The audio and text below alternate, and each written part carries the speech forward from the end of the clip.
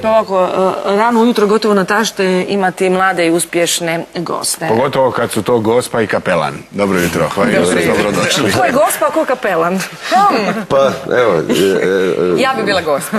Ja sam Kapelan. Dakle, Martina Čvek i Nikola Bače, gledat ćemo vas i u četvrtak u premijernoj predstavi Romanca o tri ljubavi, dakle, Antuna Šoljana u Gradskom kazalištu Gavela. Preuzmite. Vi ste u stalnom angažmanu? Da, evo, Martina je, mogu slavno. Martina je od nedavno, od 9. mjeseca, ja sam od 9. mjeseca prošle godine, mi smo, evo, Prinove. Svježa garda.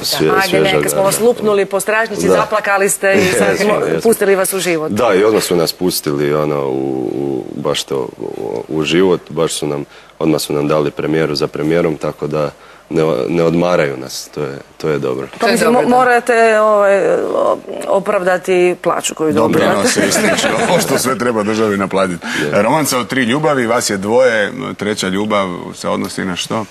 Zapravo, ajde, daj, molim. A sada malo Gospa. Ajde, Gospa. Iz perspektive vašeg lika. Da, ljubav od troje, međutim nas je četvero u predstavi. Uvijek jedan izvisi. Zapravo Kapela nema veze sa ljubavlju, on je veliki čuvar da se ta ljubav ne dogodi. Još je uz Gospu službenica i vitez koji sve to zakuha, kako bi se reklo, i njih dvije se oko njega ljubavno, tjelesno, duševno angažiraju. Službenica tjelesno zato što je Gospa vezana u svog muža koji je u dalekom i dugom ratu. Ili baš vezana ili zaštićena? Oni koji će doći vidjeti... Dobro. Doslovno je vezana lancima. Sjajno. Sjajno, baš sve to, odlično. To su ti ljubavni lanci. Kao, voli me, baci me u lance. Boris Vrtan je, dakle, režirao ovu sentimentalnu farsu. U stihovima je tekst. Da, tekst je zapravo praizvedba je, ja mislim, bila 77. Tako da ćemo zapravo na 40. obljetnicu praizvedbe romanca. To je napisao Anton Šoljan. Pisano u stihovima. Šoljan je dosta prevodio Šekspira, tako da se čuje i taj jedan njegov, ajmo tako reći, uzor. Šekspir predivno je pisano. Mislim da možemo biti nevjerojatno ponosni da imamo jednog Šoljana, Antuna Šoljana, koji je pisao za nas, za glumce, za publiku, za stvarno živo kazalište. Čuli smo iz usta Gospe da imate posebnu ulogu. Kako vi gledate na svoj lik, Nikola, kao kapelana? Što je vaša najveća i najznačajnija funkcija? Da. Pa da, ovo je prvi put da igram neko tako sveto lice u kazalištu. Inače u svakodnevnom životu prvi put u kazalištu. Da, prvi put u kazalištu. Pa ne znam, evo, imali smo zapravo dosta vremena za razmišljati o tome. Boris nam je to najavio još prošle godine da ćemo raditi.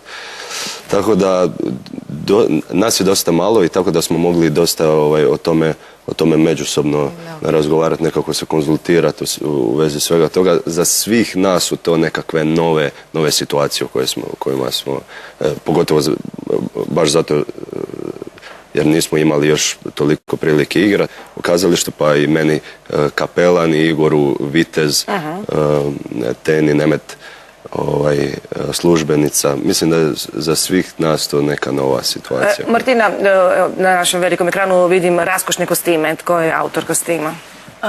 Lijepo su vas stisnuli u neki korzet. Bome da. Marita Čopo je autorica ovih osebujnih kostima. Kako izgledaju pompozno, tako ih je i zanimljivo i teško nositi i bit će dakle i vizualno zanimljivo, bar što se ove Gospe i službenice tiče. Tko je što još radio, tko su suradnici na tom projektu, odnosno predstavi?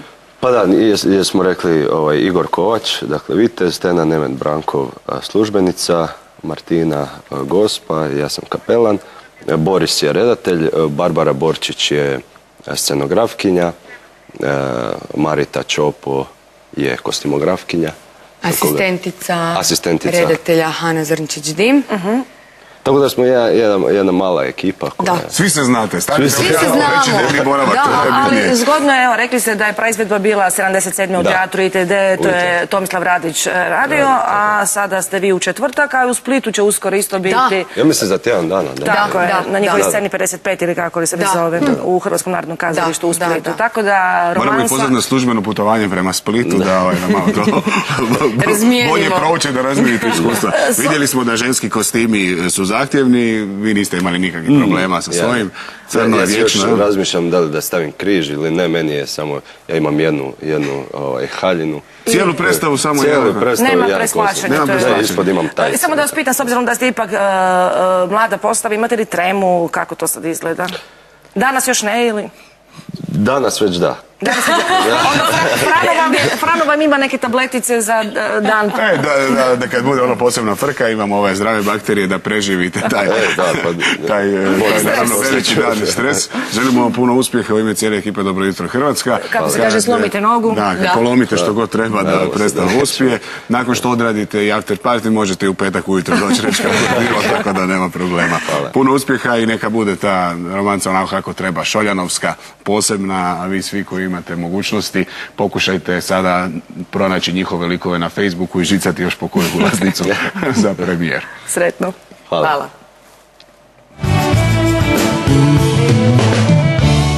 Kad sa mnom nisi tu,